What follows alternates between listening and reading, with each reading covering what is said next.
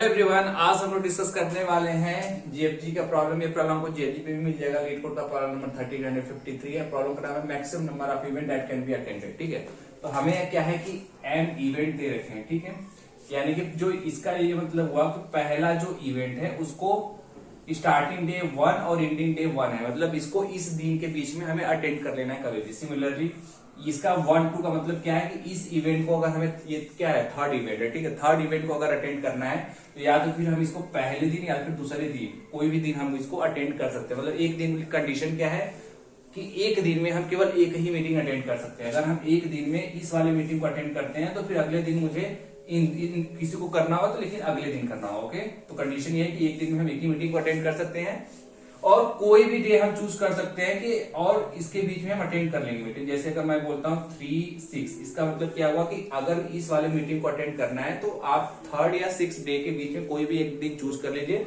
और आप इस वाली मीटिंग को अटेंड कर लीजिए। चलिए, इस प्रॉब्लम को हम लोग कैसे अटेंड कैसे करते हैं, तो आप ये याद रखिए। जैसे मान लीजिए हमारे पास एक मीटिंग है जिसका स्टार्टिंग इंडेक्स मतलब स्टार्ट हो रहा है 2 से और खत्म हो जाएगा 4 से, देखो। ठीक है, और फिर एक है जो स्टार्ट हो रहा है 2 को और लेकिन खत्म हो जाएगा 6 वाले को। तो आप बताइए सबसे पहले मुझे कौन सा अटेंड करना चाहिए, कौन सा मीटिंग, ये वाला मीटिंग अटेंड करना चाहिए कि ये वाला मीटिंग? तो हमें सबसे पहले वो वाला अटेंड करना चाहिए जो कि सबसे पहले खत्म हो जाए। ठीक है, जो सबसे पहले खत्म होगा। ठीक है, तो वही बात हमें क्या करना है, जो भी हमारे पास होगा एरे, इसको हम एरे फॉर्म में कन्वर्ट कर लेंगे 2D एरे। ठीक है, उस एरे को हम सॉर्ट कर देंगे किस फॉर्म में, ascending order on the basis of ending of time, मतलब जो पहले खत्म होगा उसको हम पहले अटेंड करने की कोशिश करेंगे। ठीक है, अब एज्यूम ऐसा कीजिए कि मान लीजिए कोई एक मीटिंग है जिसका एंडिंग टाइम दोनों का सेम है लेकिन स्टार्टिंग टाइम दोनों का डिफरेंट है। ठीक है, जिसका मान लीजिए 3 है, इसका मान लीजिए 2 है। तो आप सबसे पहले किसको अटेंड करेंगे, कौन सी मीटिंग? तो आप सबसे पहले इस वाली मीटिंग को अटेंड करेंगे, मतलब जिसका स्टार्टिंग टाइम पहले है। ओके, क्योंकि जैसे मान लीजिए इसका 3 और 4 है, इसका 2 और 4 है, तो आप इसको बाद में अटेंड कर सकते हैं। ठीक, अगर पहले इसको अटेंड करेंगे यानी 2 वाला जो है, अगर आप इसको अटेंड कर रहे हैं तो एक दिन आपका फालतू का वेस्ट जाएगा। ठीक है, तो यहां से हमें ये क्लियर हो गया कि हमें कौन सा मीटिंग पहले अटेंड करना है, ऑन द बेस जिसका एंडिंग टाइम पहले होगा। ठीक है, अगर एंडिंग टाइम मैच हो जाता है तो जिसका स्टार्टिंग टाइम सबसे पहले होगा उसके बेस पर अटेंड करेंगे। ठीक है, ये हम एरे को सॉर्ट कर लीजिए। मान लीजिए हमारे पास क्या है, एन, हमें पता है कि डेज बहुत सारे मेरे पास। ठीक है, मान लीजिए हमारे पास ये एक सेट है जिसमें 1 2 3 4 एंड सो ऑन डेज है। ठीक है, तो अब जैसे भी मैं पहला वाला कोई भी उठाऊंगा, ठीक है, पहला वाला मीटिंग अटेंड करने के लिए उठाऊंगा, ठीक है, इस वाले को, तो अब मैं कोशिश करूंगा, जैसे इसका स्टार्टिंग डेज 1 है, ठीक है, तो मैं कोशिश करूंगा कि इसको कौन सा सबसे छोटा नंबर मिल जाए। ये मान लीजिए हमारे पास अवेलेबल डेज है। ठीक है, ये अवेलेबल डेज है। ठीक है, तो यहां से हम ये चूज करेंगे कौन सा अवेलेबल डेज हमें मिनिमम मिल सकता है, मतलब कि जिसका ये हो। ठीक है, तो ये यहां से ये क्या है, हमें दे देगा 1, अवेलेबल डेज 1, तो पहले दिन हम ये अटेंड कर लेंगे। ऐसा ही जूम करते हैं, जैसे मान लीजिए इसी वाले क्वेश्चन को अगर हम करते हैं तो हमने सबसे पहले बता रहा कि हम इसको सॉर्ट कर लेंगे। अगर हम सॉर्ट कर लेंगे तो हमें क्या मिल जाएगा, 1 1। ठीक है, हम पहले उसके बेसिस पे सॉर्ट कर रहे हैं जैसा हमने बताया था, फिर उसके बाद हमें मिल जाएगा 1 2, फिर उसके बाद हमें मिलेगा 2 2। ठीक है, सबसे पहले मान लीजिए हमारे पास ये अवेलेबल डेज हैं, बहुत सारे हैं, बस हमको मीटिंग को अटेंड करना। तो पहले दिन हम क्या करेंगे, इस वाले को अटेंड करने के लिए आएंगे, तो देखेंगे कि अवेलेबल डेज में मेरे पास है क्या, पहला वाला दिन इसको असाइन करने की कोशिश करेंगे। ठीक है, तो ये मिल जाएगा पहला वाला दिन, तो हम काउंट को अपने बढ़ा देंगे आंसर को। ठीक है, आंसर प्लस इक्वल टू 1 हो जाएगा और यहाँ पे से हम पहला वाला दिन काट देंगे, हटा देंगे, मतलब अब नंबर ऑफ जो डेज अवेलेबल है पहला वाला दिन नहीं है।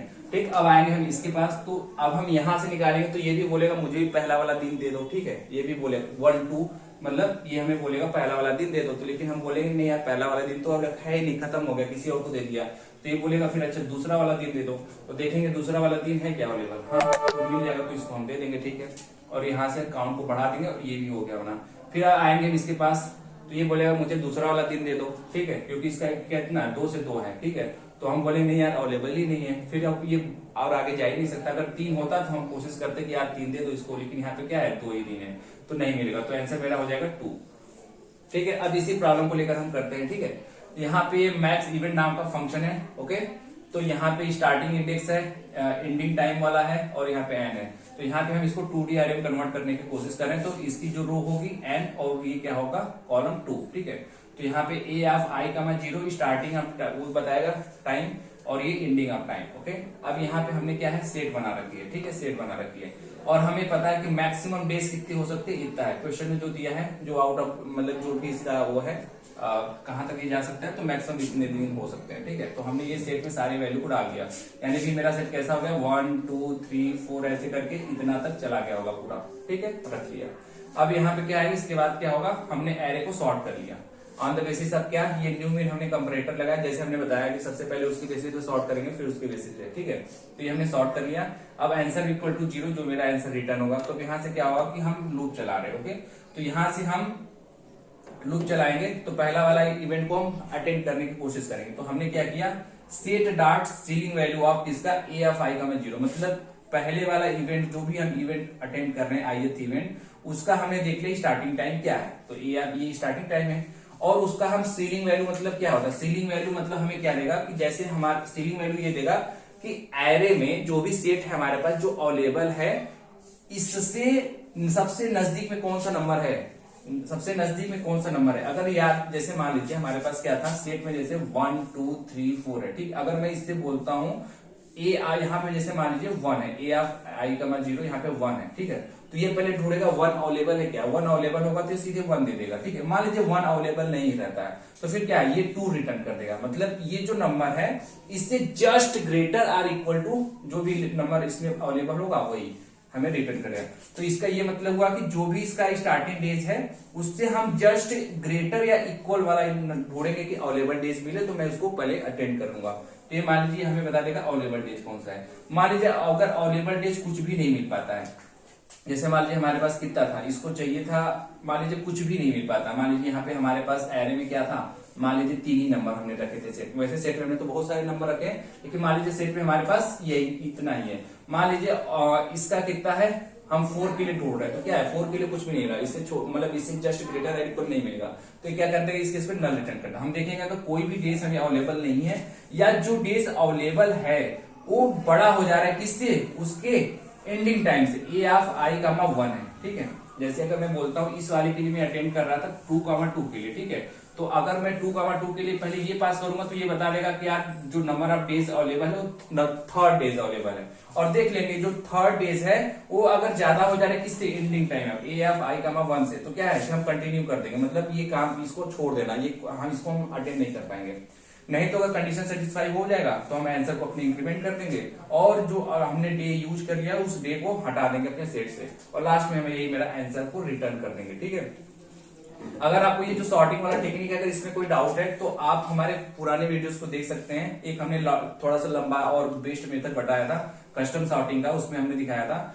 आप इसको एक लाइन में और भी सॉर्ट कर सकते हैं, मतलब कि हमें क्या करना है, एरे को सॉर्ट करना है। कौन से एरे को, ए वाले एरे को, ठीक है। तो ये कंपैरेटर का हम यूज करते हैं, तो कंपैरेटर हमने लिख दिया, और कौन से टाइप के डेटा टाइप हम लगा रहे हैं, ठीक है। इंट एरे है मेरे पास, तो इंट एरे यहाँ पे हम लोग लिख देंगे, ठीक है। और कंपेयर करेंगे किसको, पी ऑफ 1। मान लीजिए कोई ये पी वाला एलिमेंट है तो उसका सबसे पहले पी ऑफ 1, पी ऑफ 1 मतलब समझ गए, ये मान लीजिए हमारे पास ए है और बी 2 वाला एलिमेंट है, तो हमें किसकी बेसिस पे सबसे पहले सॉर्ट करना था, टाइम वाले बेसिस पे। एंडिंग टाइम, एंडिंग टाइम क्या इंडिकेट करे, ए ऑफ 0 वाला हो जाएगा स्टार्टिंग टाइम, ए ऑफ 1 मतलब था एंडिंग टाइम, यही तो था ना। ये 0 वाला क्या था, स्टार्टिंग टाइम, 1 वाला एंडिंग टाइम, तो हमें सबसे पहले एंडिंग टाइम पे करना था।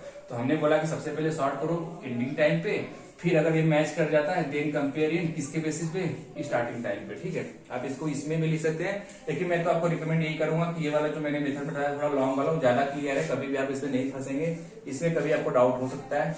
और कोई डाउट है तो कमेंट बॉक्स में जरूर मेंशन करें, ये सारा कोड आपको कमेंट सेक्शन में मिल जाएगा। Thank you.